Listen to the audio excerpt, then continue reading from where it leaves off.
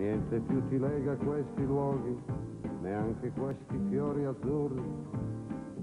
Via, via, neanche questo tempo grigio, pieno di musiche.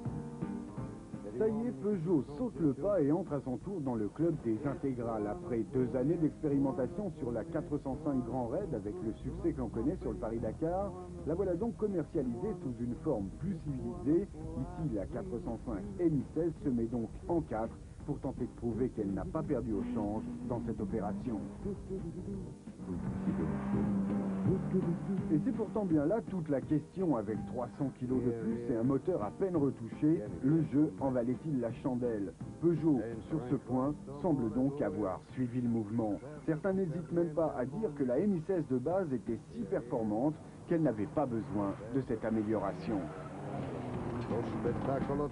Pas de reproche tout de même, la voiture gagne évidemment en comportement, même si elle perd un peu sur le chapitre des performances. La motricité est répartie presque à 50-50 sur l'avant et l'arrière, mais le différentiel central très étudié permet une répartition automatique sur les 4 roues en fonction de l'adhérence de chacune. Le moteur, malgré ses 160 chevaux, reste toujours aussi creux à bas régime. La voiture exige, vous l'avez vu, une conduite sportive pour dévoiler tous ses atouts.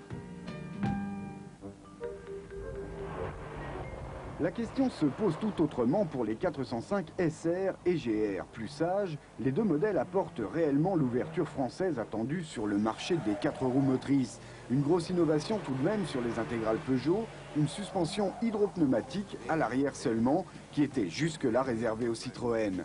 Le résultat, un confort et une sécurité accrue, la voiture est une réussite et remplit parfaitement son contrat de véhicule tout temps et tout revêtement. Les prix, 120 000 francs pour la GR, 130 pour la SR et 180 000 francs pour la MI16. La voiture est donc très concurrentielle. Et puis, 2 ans après sa sortie, la gamme des 405 devient ainsi complète.